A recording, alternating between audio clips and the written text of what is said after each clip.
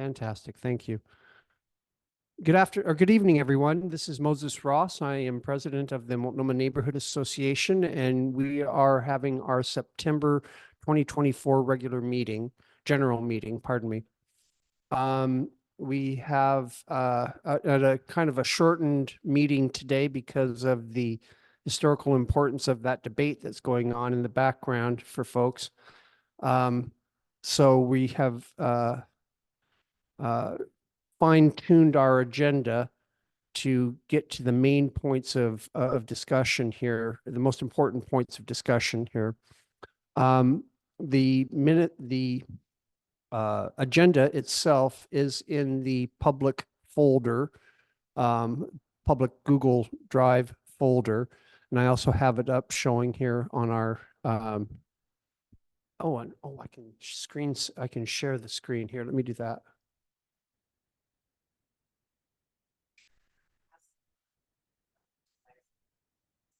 Yes, and I don't think I have them in here. We have the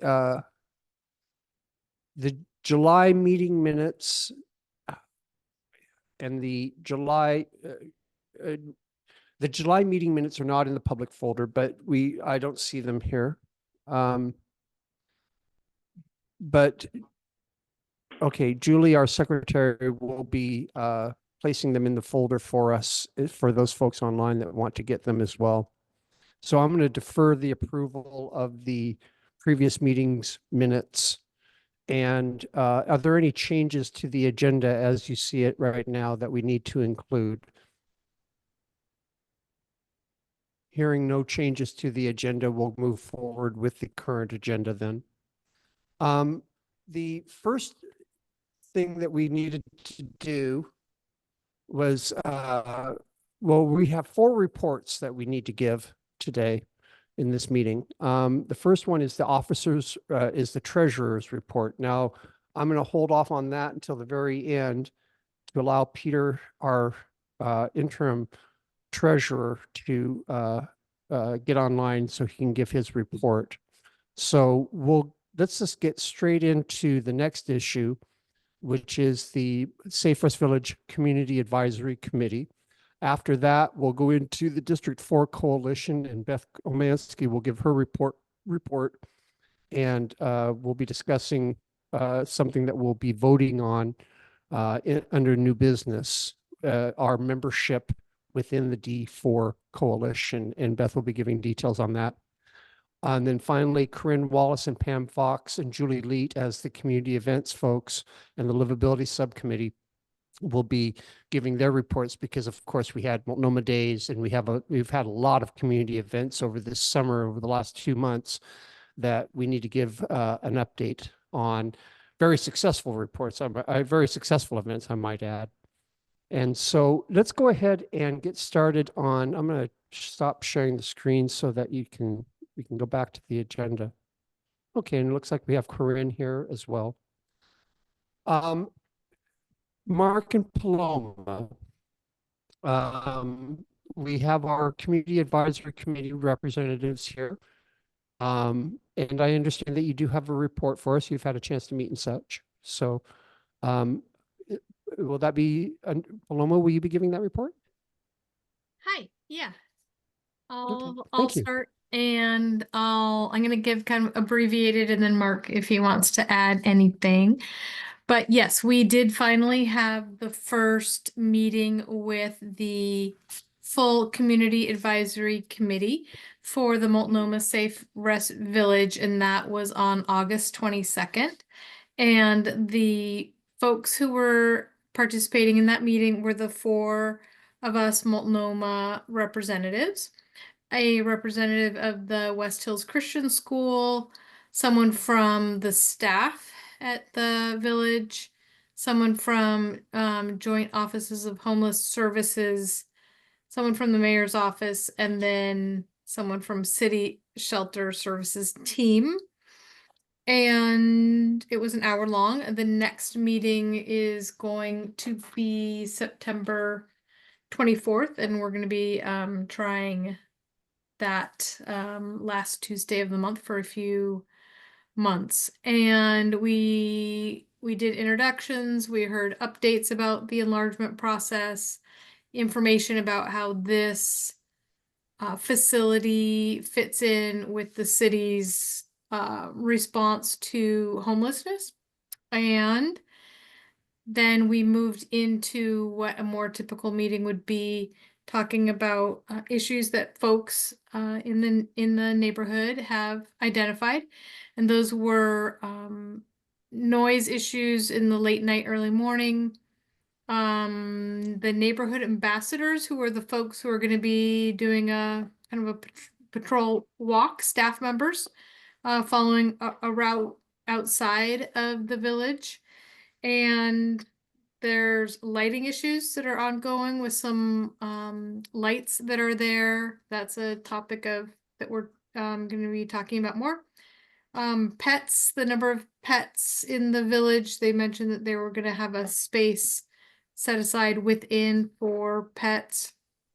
And then some folks from the community had mentioned increasing amounts on the types of garbage in the neighborhood, and so we raised that issue. I will say, in general, there's an email that folks can email to our group, and that specifics are very, very helpful in terms of if you just see something or notice something, to say exactly where it was, maybe a photo, just as many specifics as you can, instead of like loud noise, of kind of like what kind of noise. Can you record the noise? So because they were like, well, we're trying to figure out like what door was making that type, describe the noise, and what time was it. And so any specifics that people can give will be helpful in those meetings. Mark, do you want to add to that? I'm trying to keep it short. No, that covers kind of the high level stuff there. And I'll echo that if people have concerns, things they want us to look into, whether they're issues that they perceive with the Safe Rest Village or they're things that would be a benefit, definitely try and tap into that email address. I will say I live about 4 or 5 blocks away, and I did this one time, but I aspire to do it a few times a week. I did a walk from my house, and I circled it, and I took a plastic bag and picked up garbage. And so that's just something that anyone who lives within walking distance, if you want to kind of incorporate that into your walk, or just in general as we're walking around the Multnomah neighborhood to try to kind of pick up garbage, that's something we could all do to help people who are more impacted. That's it. Good. Floma, this is Moses. How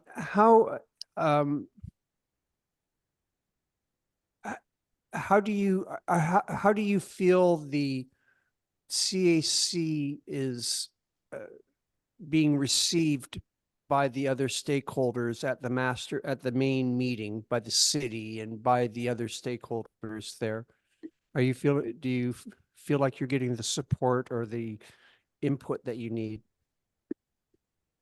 I feel that there is genuine, authentic desire on the part of the different city folks and the operators folks to hear what we're saying and to come alongside us and to respond.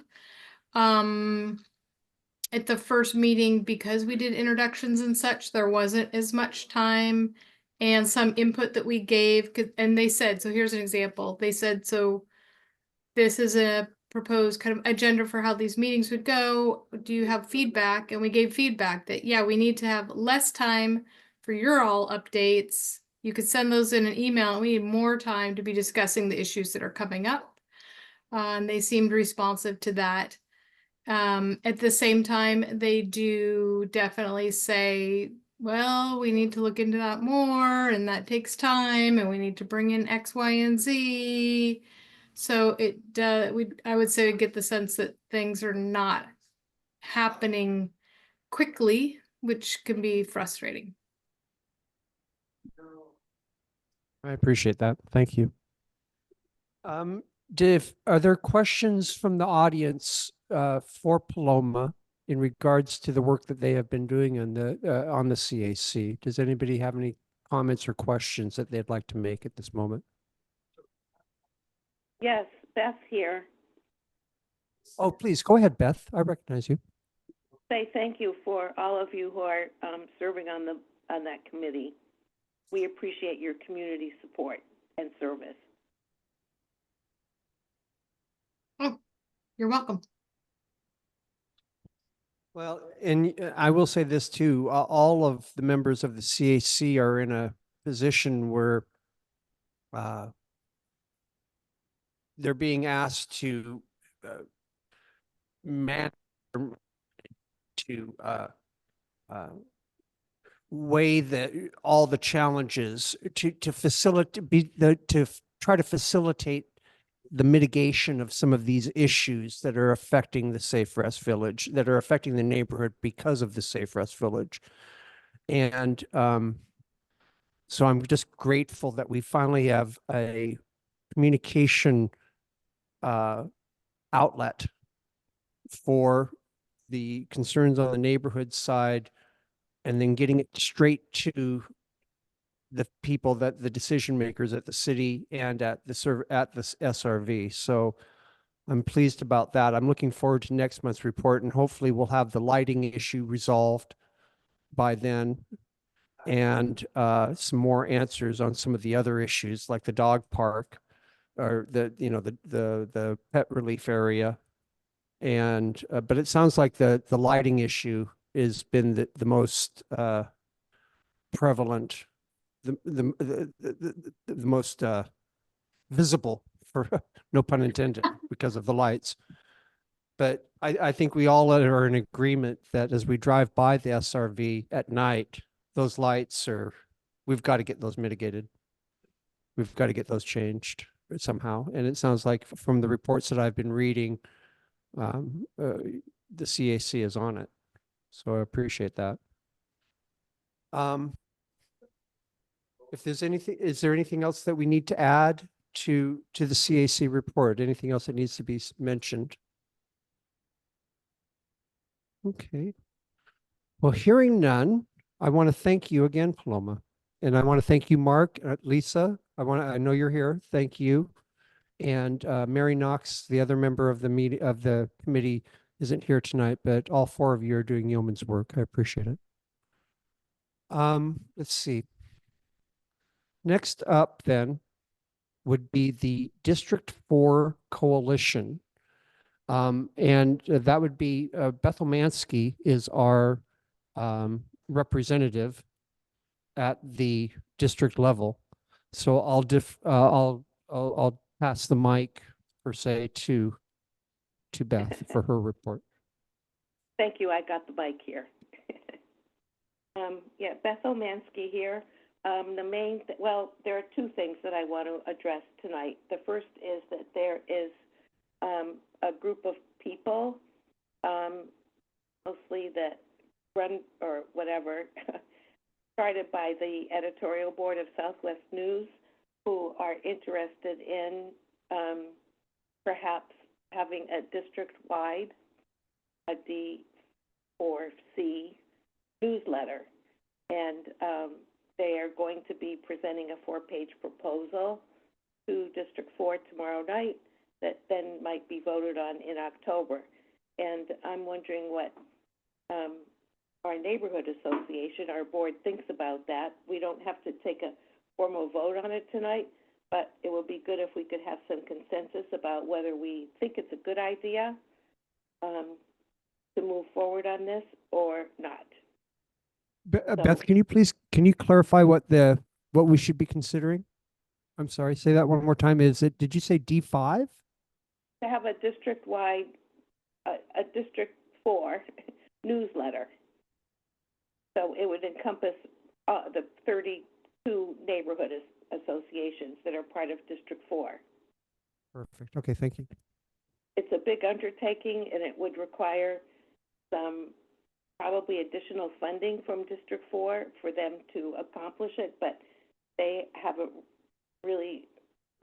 they're not wanting us to zero in on the funding at this moment, but more to just get kind of a consensus. Do we think it would be a nice idea for there to be a District 4 newsletter the same way we used to have Southwest News? Very good. That makes sense, but that's not requiring a vote, but maybe we can do kind of we can Yeah, have some just kind of discuss. Yeah, a little discussion and kind of, should we, suggest that they move forward, we're interested, or no, we think it's a crap idea. Use my language. Hey, Beth, this is Julie. I'm still trying to get my head around, the idea that our district entails everything from Selwood all the way to Linton near Sauvie Island. It blows my mind. And the needs, in my very uneducated opinion, the needs of the Linton folks are different from downtown Portland, that are different from other areas. So I think a newsletter would be really helpful, especially if it was digital. Then we could even have it by section, kind of like what we have now. So I would say that it would be beneficial, but that's just my input. Yes, digital and accessible as well. I would Agreed. be on that. Beth, understanding that the old Sweeney, the old coalition partner for our neighborhood out here, has continued to do the Sweeney newsletter and have done an amazing work on that newsletter over the years. And even now, even though they're not even an organization per se representing us, has there been any discussion about getting Dean Smith or the current editor of Sweeney, the Sweeney newsletter, involved in that process? Yes, they're the ones who are involved in it. It's their editorial board that is that wrote this proposal that I haven't read yet. I just was sent it this afternoon. So it's a 4-page, very detailed proposal about how the newsletter would be. But yes, it's the editorial board from that group. Well, that So, gives me a yes. lot of, that gives Yes. me a lot of confidence on their ability to pull it off then, because the folks at the Yes. Sweeney newsletter have it down to a science. Absolutely. And they are the ones who are kind of spearheading this whole idea. Oh, we have a question from our audience here. Just a minute. Hello, my name is Claire. I'm curious if this proposal that you were given will be made public for everyone to view before giving input. I would think it would, I would guess, since it's going to be presented, I think it's a meeting tomorrow at the District 4 meeting. So I would guess it would be public after that.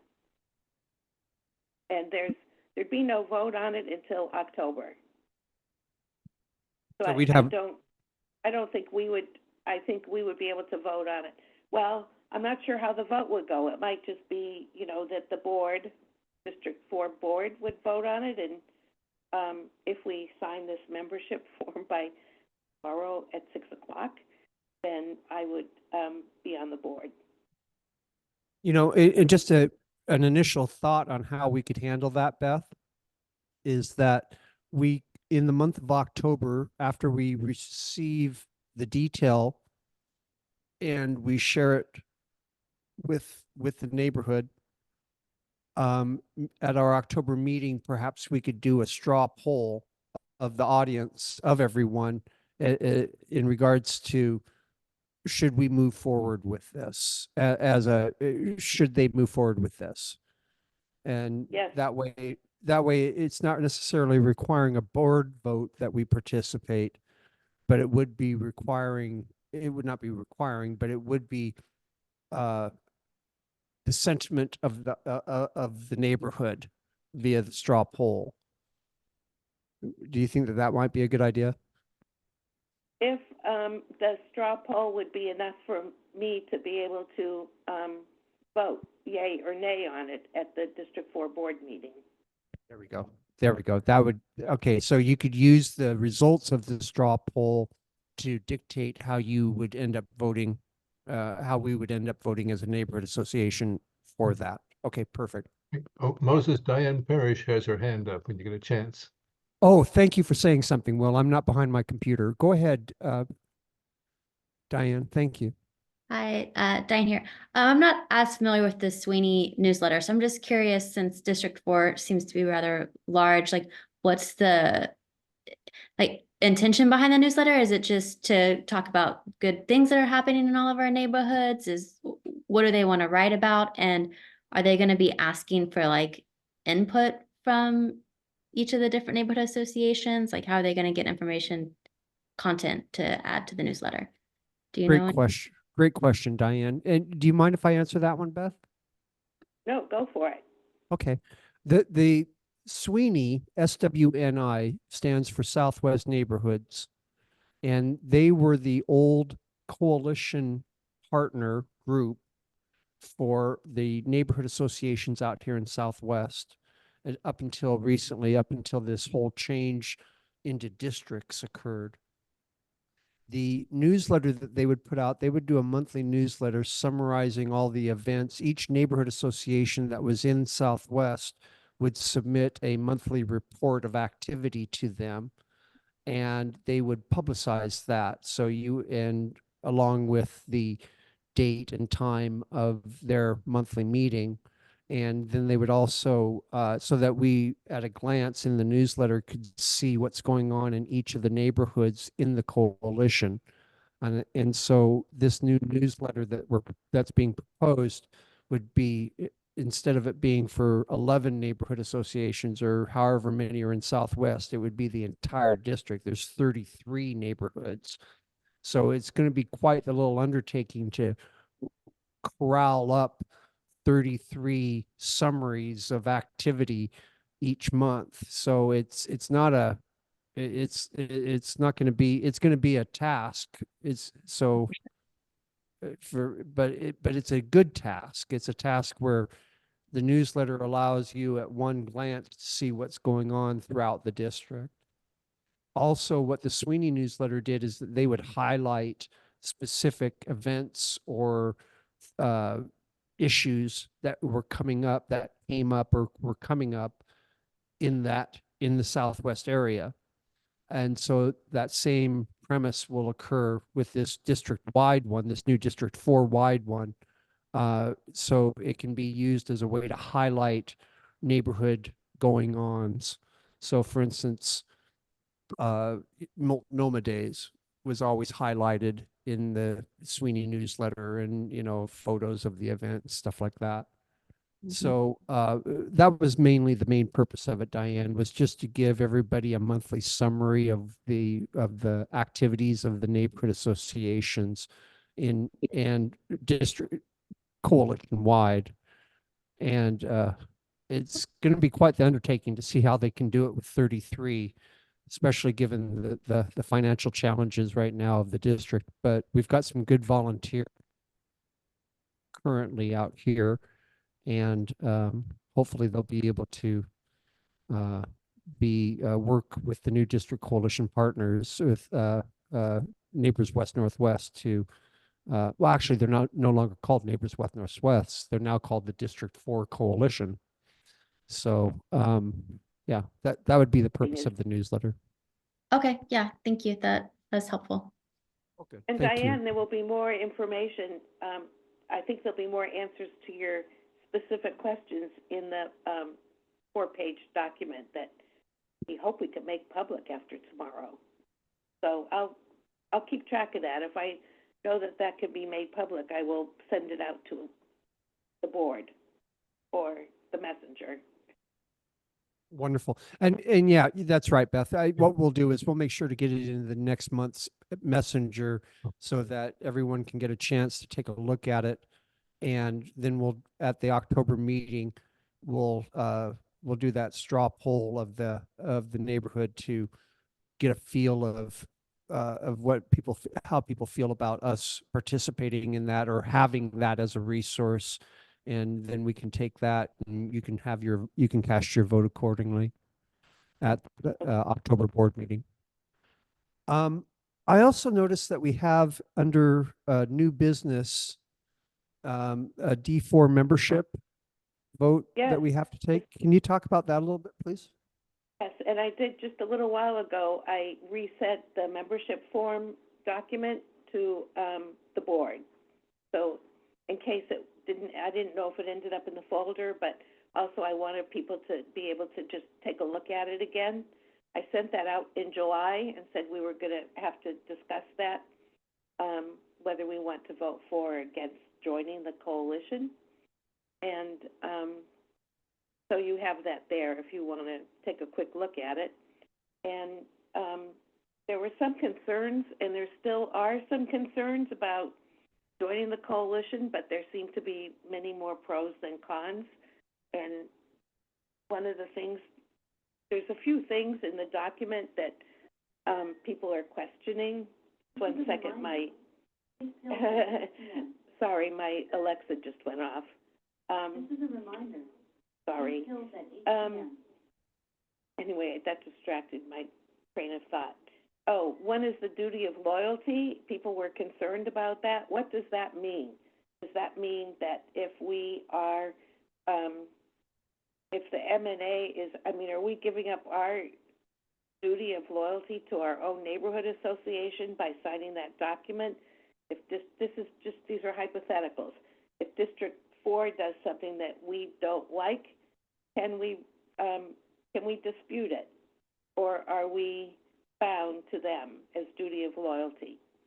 So apparently the state says that that only applies to financial matters, that it's not about behavior, that it's not about taking stands on issues, policy, anything like that. But other people have, there's just a lot going on. People are interpreting it in different ways. And District 4, the executive director seems to think that it does require us to be loyal to District 4 over the MNA. So that is concerning to me. Yeah. So we have to make a decision about this if we want to have board representation at their next meeting, which is tomorrow night. We need to sign this form, and we need to vote for it. If we vote for it, then Moses, you and I would have to sign the forms and submit them tomorrow night. Would mean Very you good. coming to my house to sign the form, scan it, and send it off. But that to me was my main concern was that particular clause. But we'll have a year, if we sign on, we'll have a year at least to test, how we feel about being in D4. I think by not being in it, we isolate ourselves as a neighborhood association, which I think is a bad idea. And so I would like to hear what other people have to say about this. And if you have any other questions, please let me know. Very good. And we'll have a little bit more conversation about this under the new business when we actually have that vote. So we can hold on to questions about it here for a moment until we get to that section of the new business. And it will that will give people a chance also to scan the document if they see it in their email right now. Perfect. Okay. I just sent it a little while ago. Perfect. Okay, Beth, thank you. Have we missed anything there as far as your report for D4 Coalition report? I hope not. Okay, good. Beth, I appreciate you. Thank you. Okay, and we'll be talking here in just a moment under the new business about that issue. Okay. Okay, so next up, I noticed that Peter Sampson, our interim treasurer, is online. Peter, I went ahead and when we got to you were number 1, I pushed you to number 3 on the report. So please, the floor is yours. How are we doing financially, sir? Thank you. And I'm sorry I was late to the meeting. There was this presidential debate thing tonight. Um, and it was actually a relief to leave that broadcast. Um, our finances are our finances are good. We have money in the bank, and I believe most of our spending for the summer season for events is at least big ticket spending is done, and that's put me in a position where I could start to budget for the remainder of the year. Um, I'll be frank, I didn't hear from many committee chairs for plans for the remainder of the year. So I made some assumptions based on conversations that we've had. And if you look at page 4 of the financial report, you'll see some very rough and ragged monthly projections for activities within the committees and a cash balance. And what I really want to encourage people to do is now start thinking about 2025 and what the projects we would like to accomplish, what things we'd like to achieve the next year, and get those thoughts to me, and let's talk about what they might cost. We still have some money that is coming over to is supposed to come over to us from Sweeney, and Moses is working on that. And I don't know, Moses, do you have anything to report on that? Any progress to report? No, that's on, it's, but it will be.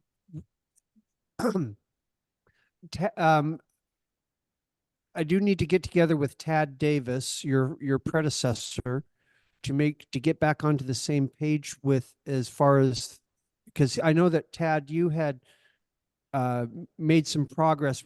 There were some requirements that Sweeney was needing from us to transfer the money that they had holding for us for the Spring Garden Park.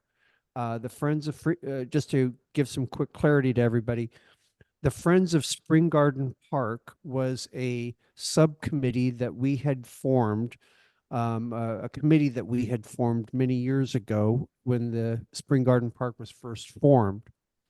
And we did specific fundraising for that park, for improvements to that park. They actually raised over $2,000. And at the time, our fiscal our fiscal sponsor, our responsible, the Sweeney Southwest Neighborhoods, was the holder of our money, the manager of our money. And so they had put that $2,000+ into a side account. It had always been a line item in our budget, but we kind of, quite frankly, forgot about it after 5, 6, 7 years.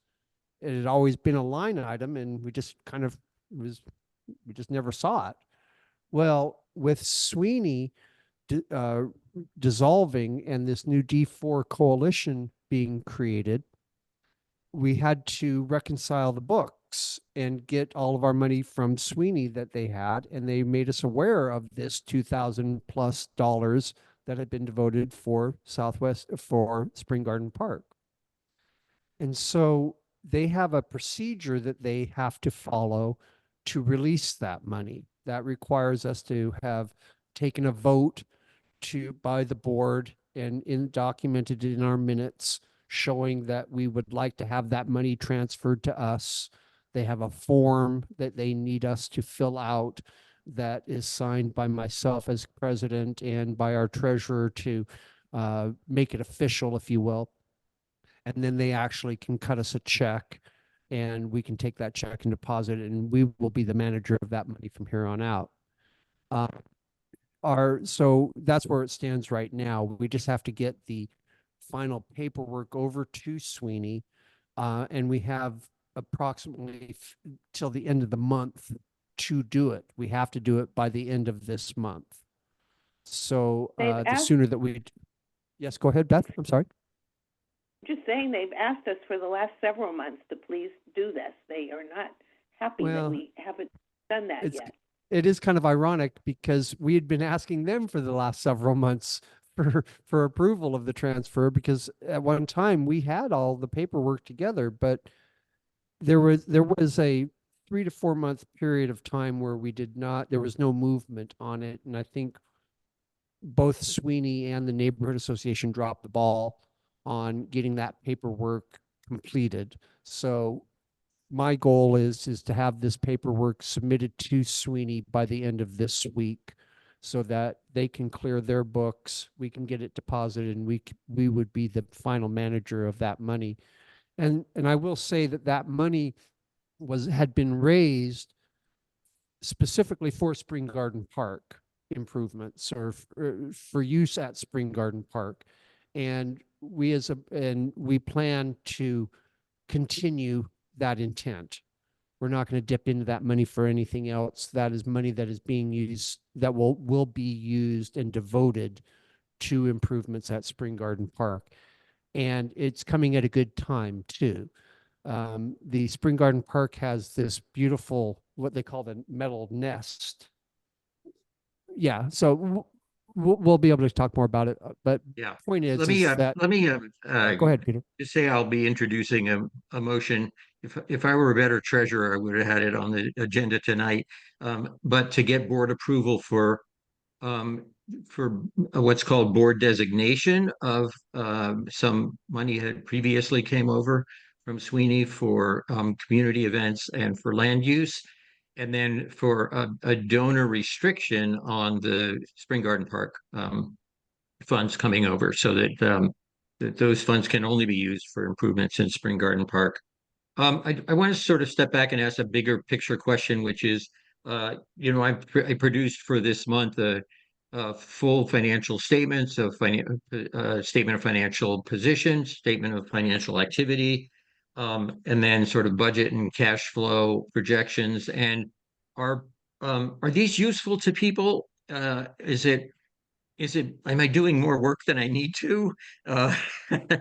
Are they helpful? Or especially for committee chairs, where on active committees, is there information in there that's helpful to you on where your programs stand? This is Julie.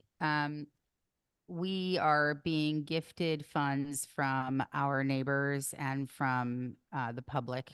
And it's our duty to be as organized as possible and as thoughtful as possible. So what you're doing is you're setting us up for success, especially since a lot of us on the board and that are assisting in the neighborhood have some really cool ideas for 2025. Your organization is going to help herd the cats when people start spending money left and right for different types of activities, in my opinion.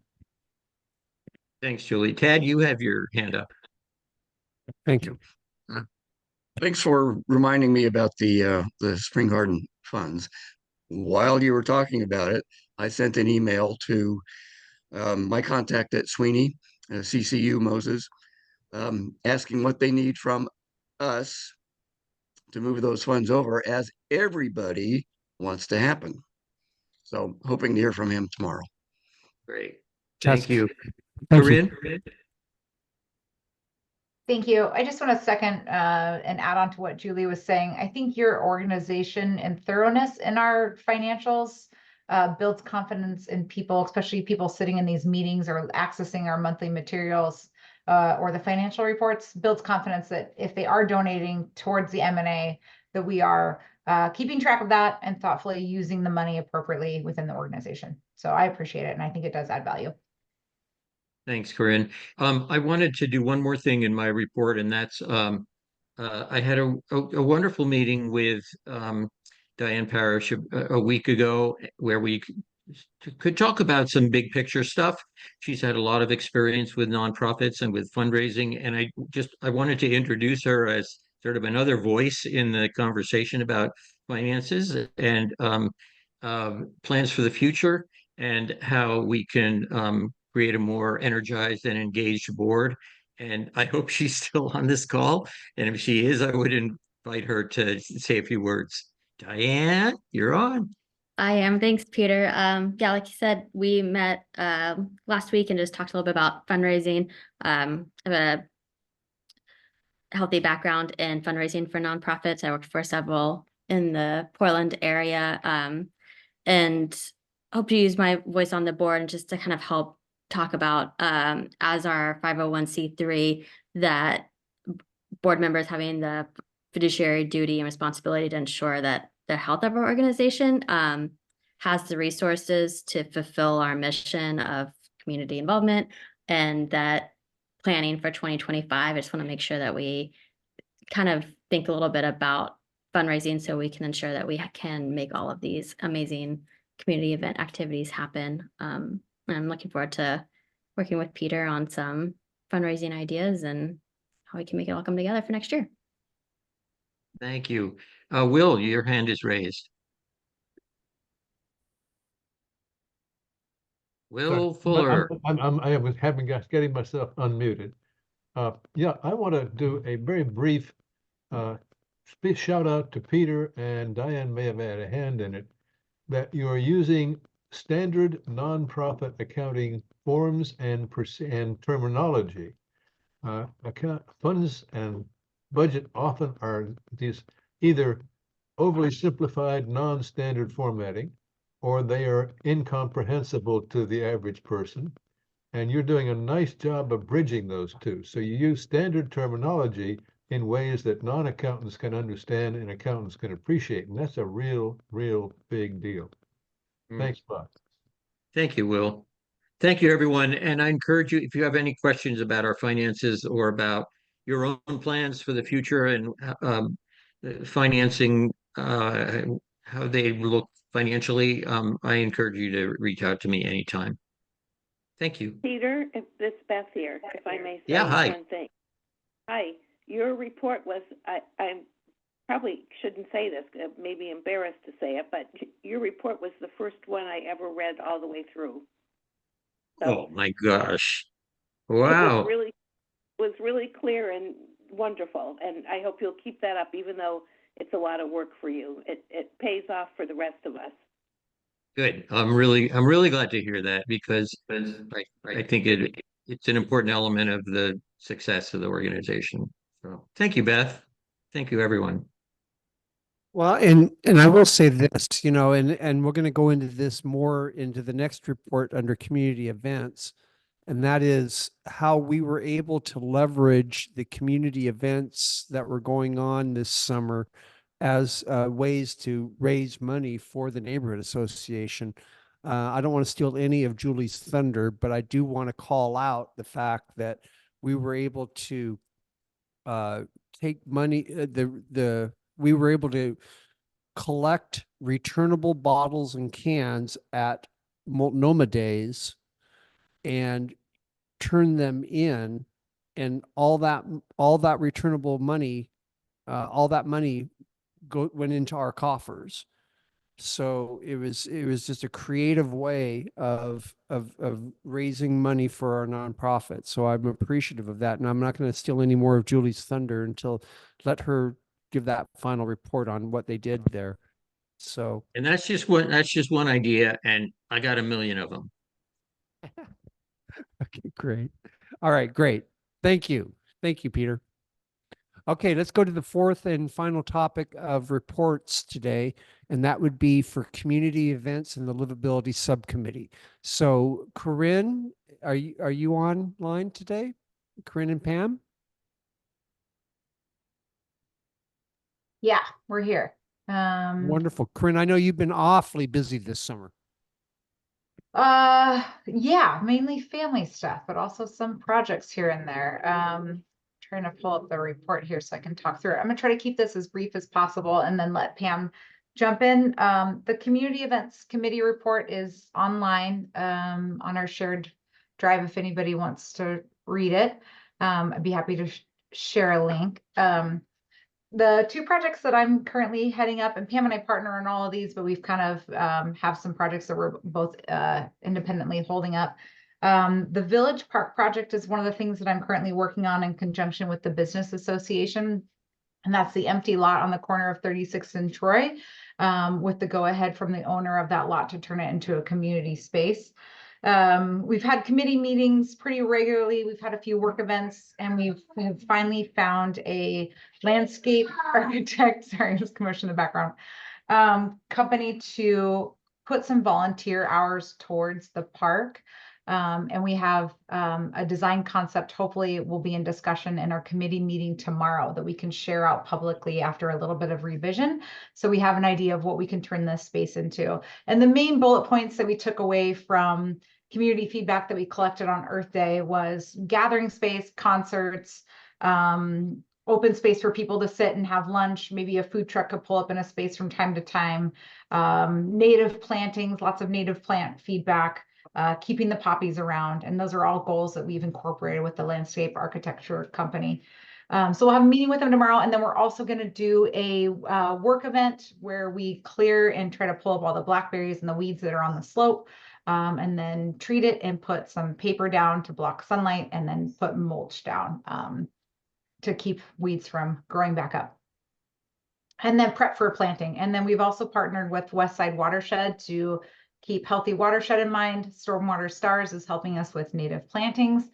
And so with those organizations behind us to help us make good decisions about what we're doing on this empty lot, to guide as our professionals. We're going to also do a native planting event, hopefully in late October, and a good planting season where we can put some new native plants around that slope side to start to build out some of this park space. And once we have a design concept, we'll start to do some more active fundraising, because it'll cost a bit to get us to where we want to go with the park. And we'll see more communication going out to the community about what the potential of this space looks like. Any questions on Village Park at all before I move on to Southwest Trails? I saw your T-shirt.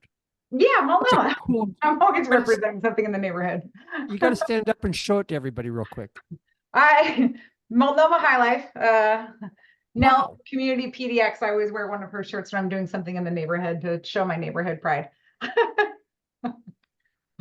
The other thing that we're working on is we've been partnering with the nonprofit organization Southwest Trails, who has miles and miles of trails around the Southwest neighborhood. We had a section on 37th between Custer and Logan that we were looking at and doing lots of due diligence on and lots of research on. And once we had done that due diligence, we took it to the community in Peabot, and we decided that it has too great of an impact on the neighbors to actually implement this trail. And so we are going to veto the full 37th leg of this trail that goes between Custer and Logan, that we thought we could clear out blackberries and whatnot and turn it into a trail. Just the impact was too big on the neighbors. So what we're going to do is from the bottom of 37th at Logan, there's a demand path that's already there that's just not very safe, that we're going to add some box steps and widen the trail just a little bit to make it a little bit more prominent and safer for people to utilize. But it's been a great partnership and learning experience with Southwest Trails. And I think we'll continue that partnership with that organization. I got on that. I'm happy to take any questions if anybody has anything. Otherwise, I'll kick it to Pam. I have a question. Yeah, go ahead, Beth. Does the Village Park have an ADA accessible entrance and Yes. exit? Not yet, because it's still just a gravel path, but that is Okay. something that has been sketched into somewhat of a design plan that we've shared with the landscape architect company. That an ADA path is ideal on the Troy Street side where there's the least amount of sloping. And so, yes, that is something that we've considered. Thank you. Great, thank you. Yeah. Peter? Right. Yeah, Yeah. I wanted to ask to me, that's a perfectly fine trail. And I wonder what do you feel is the value added by developing what's already just a great little path through the woods? Between coming down from 37th down to Between from Logan? Logan, we call it the Logan Tunnel through the Laurel up to Caldew. Is that what this stretch No, we're talking not about? No, Logan to 37th to Custer. I'll see if I can pull those maps really quick. Oh, when I saw it's- the map from the city today, there was also some improvement on the Logan Tunnel.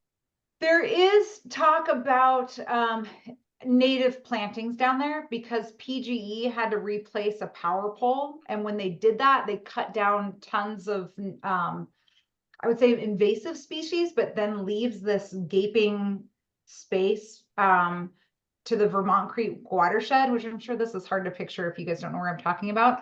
So there is talk of, I'm communicating with Westside Watersheds about doing some native planting down there to replace what was pulled out, so that there's native plants that are a barrier just for safety. Because it used to be kind of like a natural fence area. And if I could share my screen if it's helpful to anybody, but so that on the map is talking about down on Logan to the 37th on the other side of it, but it's not necessarily any trail improvements. It's just native plantings. Yeah, and that's still under discussion. We haven't figured that out yet. Thank you.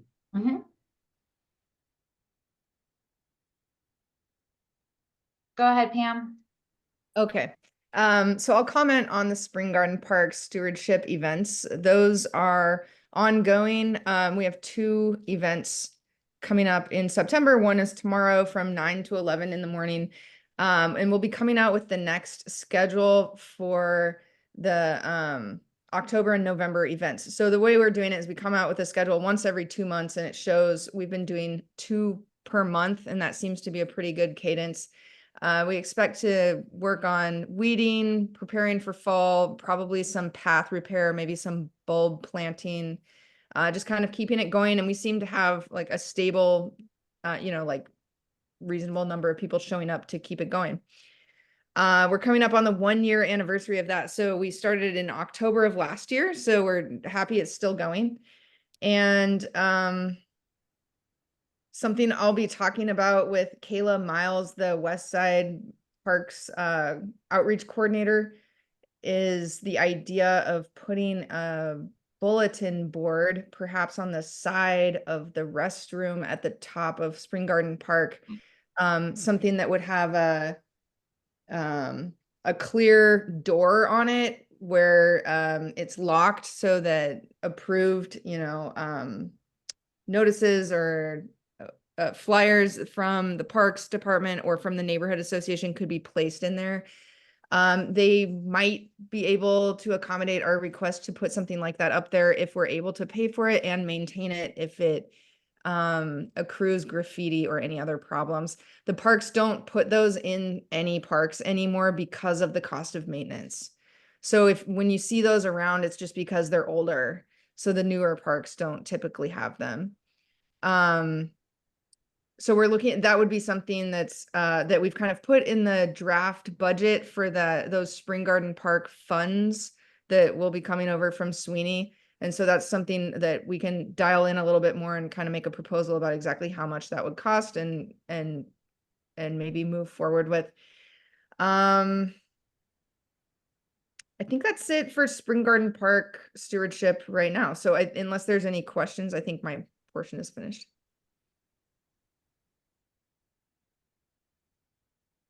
Sounds good. I'd like to ask both you and Corinne for a quick assessment of how Multnomah Days is doing and what's coming up with the Sunday Parkways. Multnomah Days, I think, went really well from the community and from the business association perspective. I wasn't at our booth, so I don't think I have I'm not the best one to report on it, but I think it went well. And the business association is very active on what went well this year and what can we do differently next year as needed on bringing an event to the community. And I think the M&A's contributions to that has enhanced the event a bit because we partner on it a bit now. And then Sunday Parkways, I think that's a copy and paste of last year, but Pam, you might have more. Do you have any more context on Sunday Parkways? Go ahead. One of our contributions has been, because it's our second year doing the same route with Sunday Parkways here this year. And we've been in a bit more communication with Alyssa McGackey, who seems to be our main contact. And in particular, kind of linking her up with all the different community organizations that might want to participate.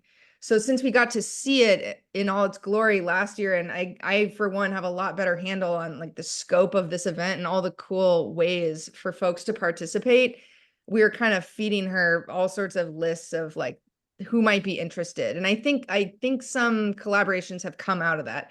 I know that Maplewood School is gonna have a location at 35th and Hume, I think, and there were some other stores from the village that were inquiring about having booths and that kind of thing. So we're kind of sending folks through the channels to get signed up and involved. And let me think, anything else with Sunday Parkways? We're Are we looking- in the same location as last year? It's Under the same the, route. Yeah, it's the same route. Okay. So this is gonna be Sunday, September 22nd on World Car Free Day from 11 to 4 p.m. So check out all the stuff around Spring Garden Park and Gabriel Park. Last year there were food carts, vendors, and then all sorts of groups and organizations with the presence kind of along the route for handing out snacks and water and information and that kind of thing. So a lot of fun. You think they'll let us set up bottle and can collectors? Yeah, probably. Yeah. If you don't have Alyssa's email, definitely we can ask where the best spot is. And yeah, last year they sent out kind of a schematic, like a map of where things would be in some of the more like populated areas of the routes. So that I think that's something that could be incorporated. Very cool. Very, very cool. Okay, so gosh, what else was there?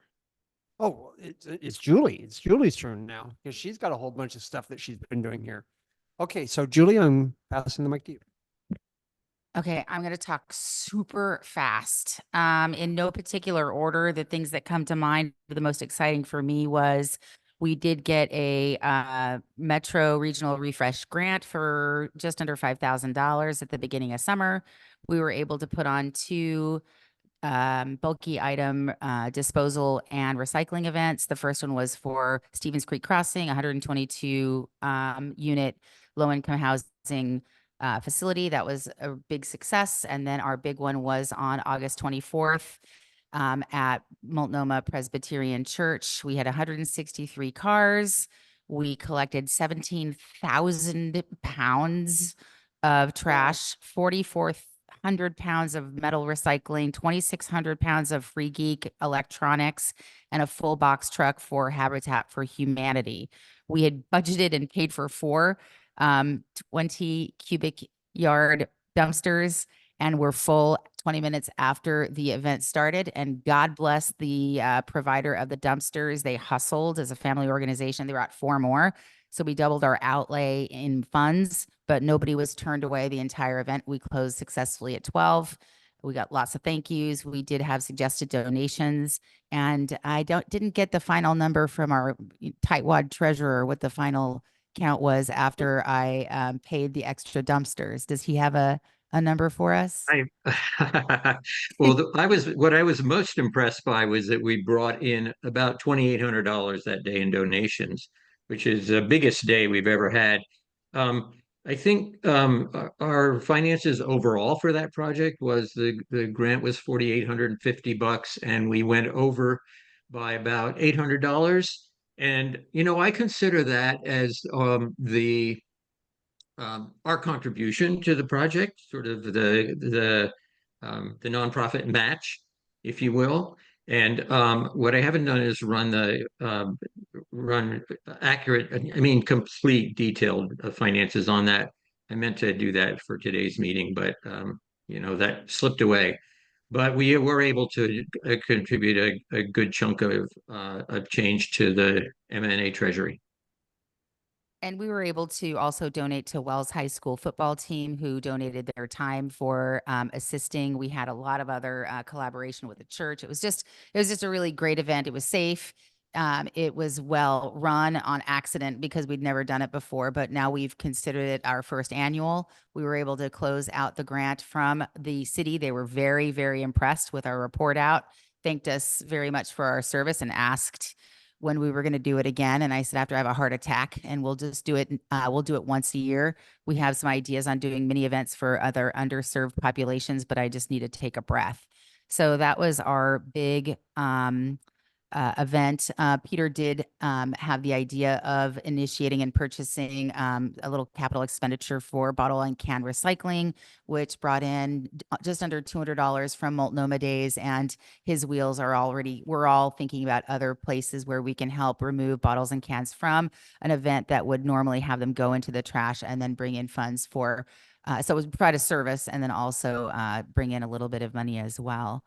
And what I would ask is I'd like either a motion or to ask that we have an internal board meeting in the next month to talk about 2025 fundraising and also fund using activities with the board, so we could then maybe poll the wider community with the other types of services they'd like to see from us. I wonder, would it be too, Beth here, would it be too late to have that kind of maybe another retreat sort of thing, or an executive meeting of some sort in December or November after we have our elections in October?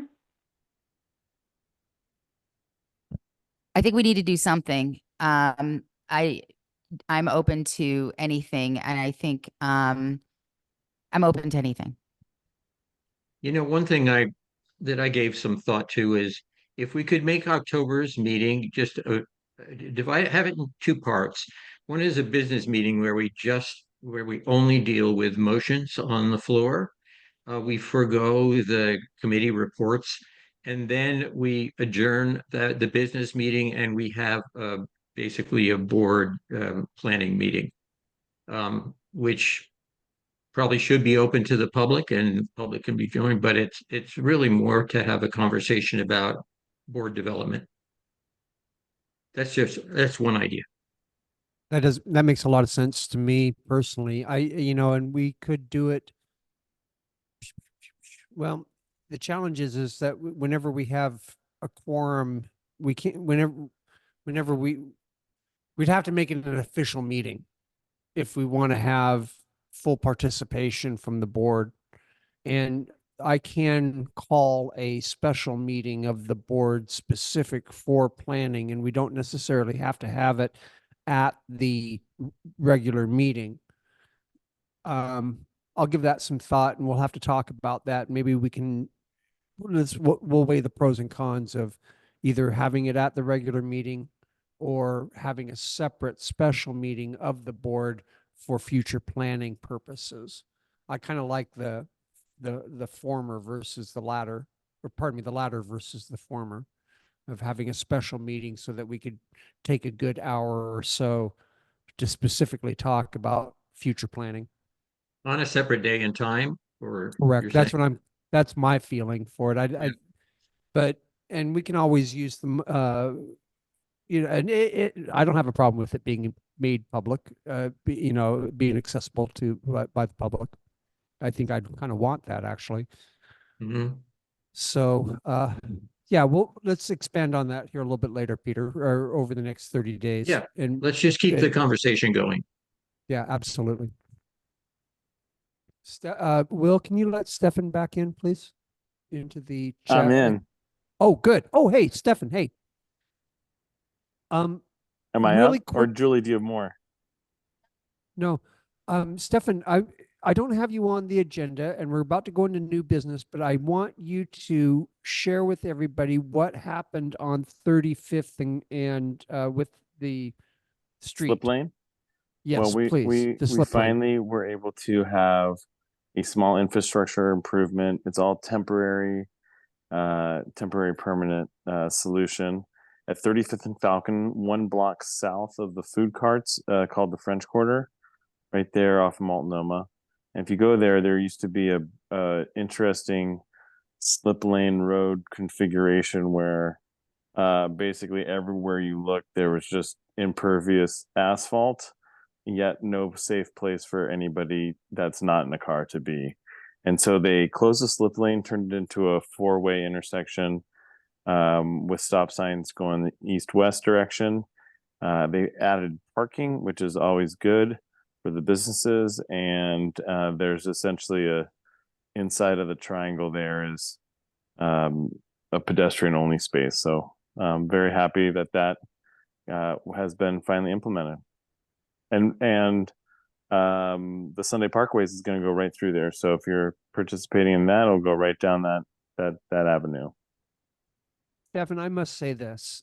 I am displeased as punch that they are taking advantage of that recent change with Sunday Parkways, because it fits right in with the overall vision of having a full green walkway, safe walkway, bike ped pathway from Spring Garden Park to Gabriel Park.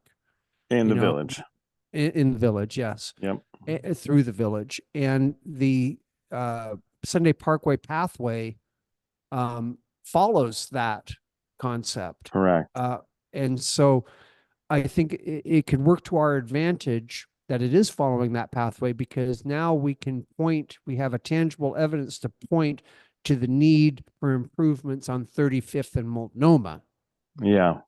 That's where, I mean, as important as the 35th and Falcon changes are, we've got to Right. make 35th and Multnomah safer for ped and bike.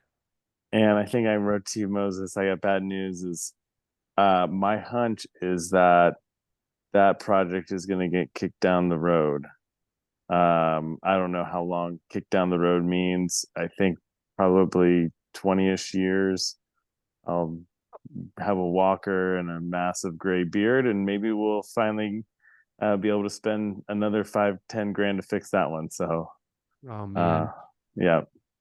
Well, I will We'll say see. this. To be I will say determined. this, Stefan, you know, you and I are going to make a full court press during Sunday Parkways, because we're going to have Peabot there. We're going to have Millicent will be there. Correct. And Mingus Maps will probably be there again, or whomever is in charge of Peabot nowadays. I think the mayor took it back over, I believe. And I do believe that the 4-district plan may prove to be a better system politically to give us some more bargaining power. Yeah. Yeah. Well, we'll work on that, and that's coming up on September 22nd, and I'll be talking to you before that, so that we're on the same page before Excellent. Sunday Parkways, because I mean, Sunday Parkways is great. It's a great community event. It's, you know, it brings so many people to our area, but it's also an opportunity for us to highlight the challenges of bike ped in our neighborhood, and Definitely. we've got to force it, make a big issue about it. All right, thank you, sir. I appreciate that very much, your work on that. I mean, and it's so nice to have tangible results. I mean, Finally, two finally. and a half years or 3 years Yeah. almost, I think, since I think I started by sending a nasty email to the neighborhood association. I Said, believe what's wrong with so. this? I remember. And then you wrote back, do you want to be transportation chair? So yeah, Sucked you. time flies. You know, he can. Speaking of time, Yep. Thank you, Stefan. Yeah, I'm glad we were able to retain your services, sir. Okay, let's get to new businesses so we can get the heck out of here. Okay, so we do have 4 points that we do have to deal with today, but we have to vote on. Real quick, we have Peter, we have Moses, we have Julie, we have Stefan, we have Corinne, we have Tad, we have Will, we have Corinne, we have Diane, and we have Beth. We have as 10 as board voting members by members. my count, including Julie and you at the church and others online. Perfect. Okay. So we have 4 issues that we need to take votes on to resolve. Oh, Laura, thank you for saying something about the Beaver Festival. That's right. Saturday, October 5th, the Beaver Festival is coming up at the Multnomah Arts Center. And that's Laura's, I know that's your baby. So we're gonna, we'll put that in our next newsletter as well, Laura, for sure. Thanks a lot. You got it. You got it. Okay, so new business. First off, we need to, we have a motion that has been presented by your chair or by your president to create an election and nominations committee in preparation for the upcoming November elections of the neighborhood association board. The way that this works is that the committee, the elections and nominations committee is formed to compile a list of all of the folks that will be elected to the M&A board or as a officer, running as an officer for an officer position when we have our elections in November. And the task of the committee will be to have that list in time for our October meeting, thus allowing another 30 days of contemplation and review by the general membership, by the regular voting membership. So I do, if I remember correctly, this is a responsibility that the president can simply create the committee, but I would like to make it official and do it by vote of the board so that it's all oh, wait a minute, I know what it is. I can appoint people to the committee, but the formation of the committee needs to be done by the board. That's right. Okay. So the motion is to allow for the creation of the election and nominations committee for their work in preparation for the November elections of officers and board members of the neighborhood association. Is there any discussion on this motion? Is this the first time M&A has had a nominating committee? No, we had one last year. Oh, really? Yeah, but Okay. we ended up, if I remember correctly, we did, didn't we? Yes, I the believe- bylaws became the Yeah. elections. Right, right. Okay. So, yeah, okay. Are there any other questions or discussion in regards to this motion, the creation of this committee? Tad? As sort of mentioned there, this committee actually has two parts. One is to build a proposed slate to vote on, and the other is to make sure we have all of the right procedures in place, which we did last year. So the committee can pull that out, look at it, update it as necessary, and show that to the assembly next month. Fantastic. Okay. Is there any other discussion on this topic? Okay. Hearing none, I would like to take this to a vote then. All the board members and officers that are in favor of this motion of the creation of the election nominating committee, please say aye or raise your hand on Zoom. Aye. Aye. Aye. Aye. Okay. Are there any noes? Is anybody voting no on this motion? Hearing noes, hearing no noes, the motion has passed by acclamation. So over 30 days, you'll be hearing more from us, and I will be appointing members to the committee. Tad, you're being parliamentary, and that's coming up on your task list, okay? I'm going to appoint you right now. Okay, thank you. Well, thank you. Thank you. I know that we'll get it done right if you're on that committee, so thank you. Okay, so that motion passed. Motion number 2. This is a motion that has been coming from the D4 Coalition Committee from Beth Amansky, Chair. It's a motion for the M&A to become a member of the D4 District 4 Coalition.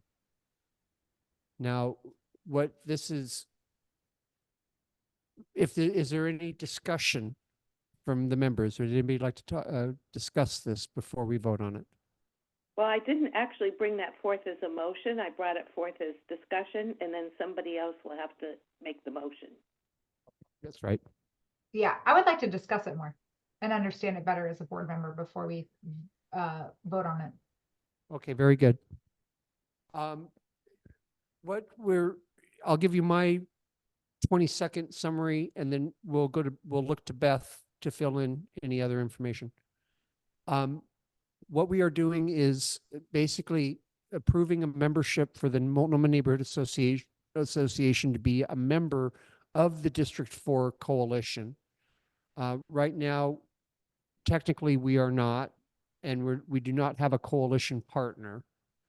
And if we approve this, there would be a form that I would need to sign, and Beth and I would need to sign, and that we would then in turn submit to the D4 Coalition group, Darlene down there, the old Neighbors West Northwest group, saying that we would want to be one of the 33 neighborhoods covered in the coalition, a part of that coalition. Did I summarize that well, Beth?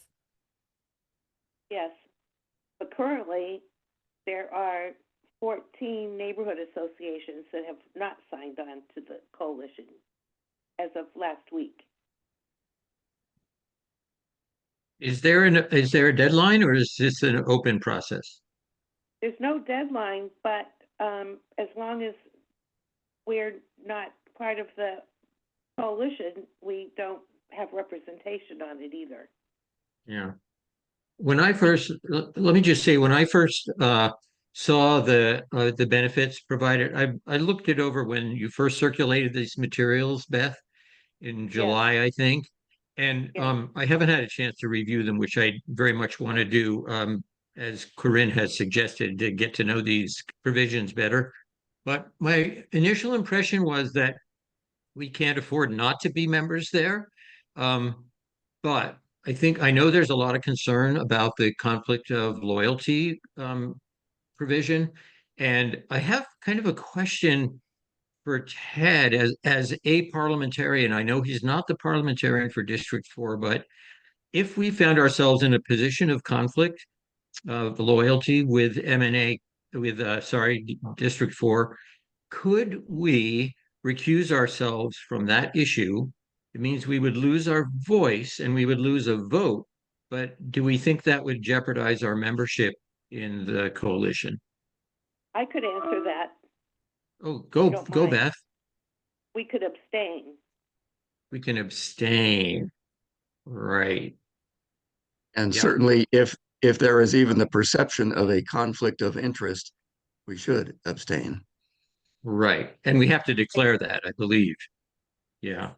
And if if I continue to be District 4 rep, if I'm allowed to be, as I would like to be, I would bring any concerns like that directly back to the MNA. I guess my biggest concern, the biggest benefit to me is the officers and directors insurance, liability insurance. I don't know that we would be able to afford to provide that for ourselves as an independent 501c3. And I have not done a lick of research on what that would cost. I need their insurance forms. So that's why I want to be part of it, because right now I don't have up-to-date insurance forms for all the people doing dangerous things for me. Did you Pretty receive important. those? We did get the insurance through D4, through that coalition. Yeah, but and- did we get forms yet, Julie? I followed up on that, but I don't know if you heard back from them. I don't need them have. right this. I'm patient. I don't need them for another couple of, for a little while still, but that's why I want to move forward with D4 is because I want their insurance policy. Yeah, I wrote and asked for a digital copy that we could reuse, and I have not heard back yet. I do But know that isn't volunteer insurance different from errors and omissions, which is basically what the directors are protected against. There's a It's difference also- between, yeah, there's a difference between directors and officers insurance and general liability insurance. You Mhm. know, we currently have directors and officers insurance policy coverage through the coalition. And we received that a few months back. Uh-huh. And there's also events, volunteers and events coverage. I mean, that's my understanding from meetings that I attended. Is there any other discussion on this topic? Hearing none, If we, I'd like to, I was going to say, if we want to wait another month so that people can reread this again, but I was hoping, because I sent it in July, that we would be ready to vote on it maybe today. But I'd like Karen, a board discussion on it. I think this needs to be discussed in a board meeting. We don't have any board meetings right now, and I'm not up to date on what's going on with our board and what this entails for our organization to make a good decision on it without discussion. I can read it, but I want discussion with the board. may I make a suggestion? If I can make a Board. suggestion, a we board have- meeting. right, Beth, you know, I think what we could do, let me throw this by everyone.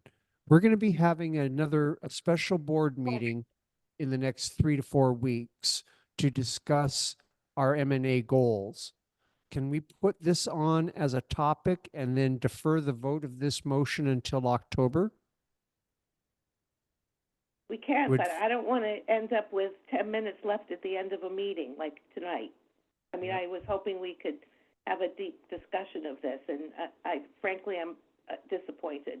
Well, that's why we need a board meeting. We can't have a deep discussion when we only have 10 minutes left in a meeting. We can't I make know, any decisions of this caliber when we have 5 minutes on an agenda for a topic this large. We I need to think talk that's- about this as a board, make a decision collectively, and then bring it to a motion. I think Beth's this- point is that she submitted information with more than 30 days ago plus, in hoping that Yeah. we had reviewed it. Each of these And meetings are meetings, right? We're in a board meeting. technically, yes. I mean, but realistically, like how much are we achieving as a board in these meetings? Like we need dialogue, I think, collectively as a group, to talk through this caliber of a decision, the size of this decision. I second Corinne.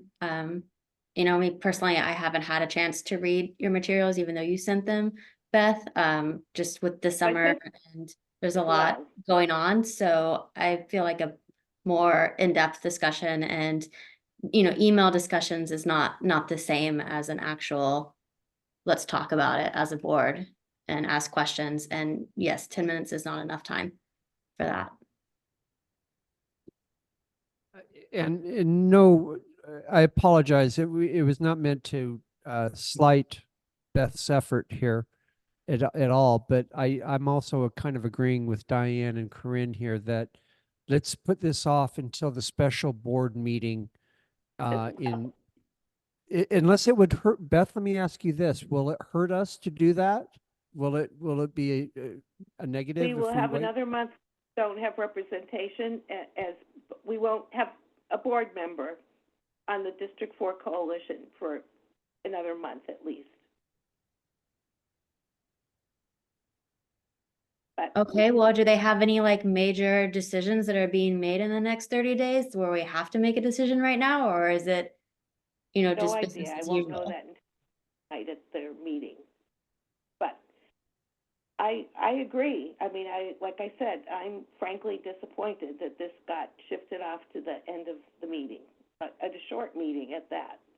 So, yes, I think we should wait and everybody, but please read your materials. You've had since July to do that. I know I sound like a teacher with you guys didn't do your homework. No, and honestly, Beth, I didn't do my homework, but I think even with reading it, I would like a discussion with the board to make the decision before I feel like I can make a decision on it. Even with the reading materials, I want to talk to the board about it and have dialogue before I make a decision.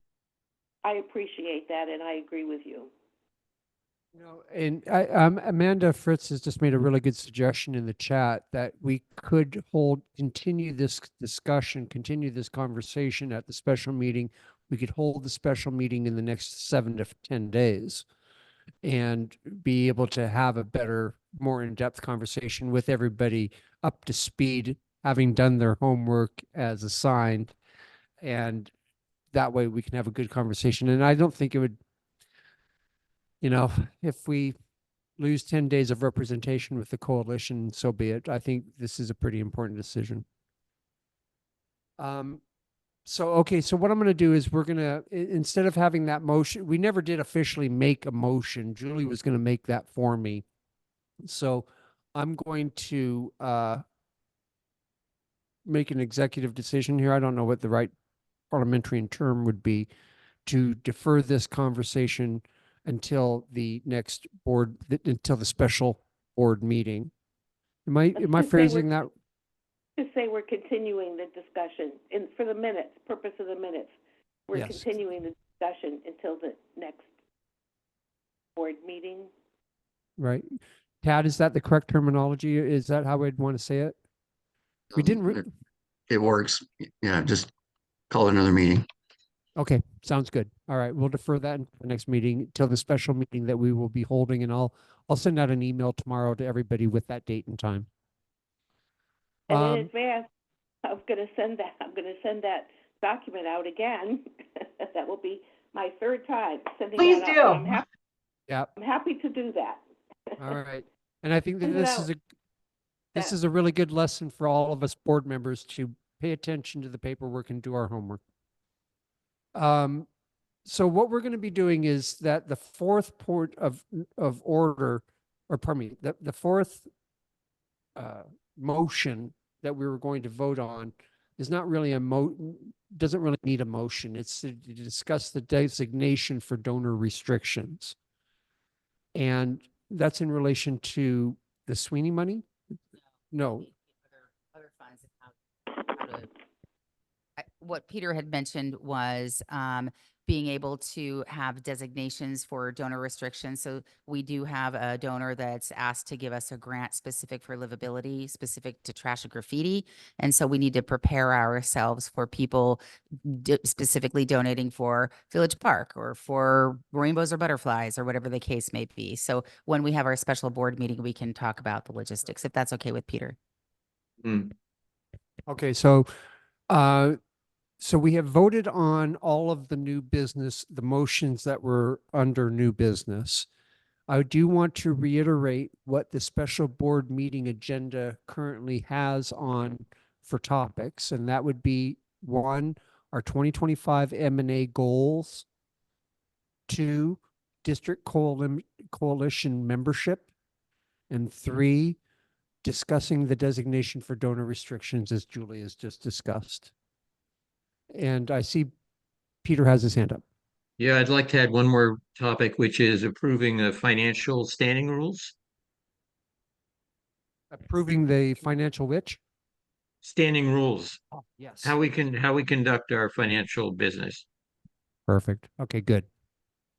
All right, so now we have 4 topics that we'll be discussing at the special meeting that I'll be calling here tomorrow. And so that takes care of all of the new business. Our next regular meeting will be on Tuesday, October 8th. The agenda review for that is, well, we'll have the results of our special board meeting that we'll be able to share with everyone. We'll have the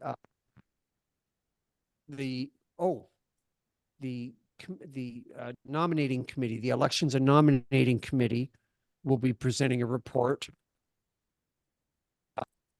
Then and their slate and and the slate of candidates for the November meeting. Halloween prep, right? We've got Halloween coming up. Halloween's very big in the village. We don't have any kind of a special speak lined up October. It's open for suggestions on special speakers. Just let me know and we can hear into the minutes. But If we have someone that comes up, if we have enough time, we can do it there too. Yeah.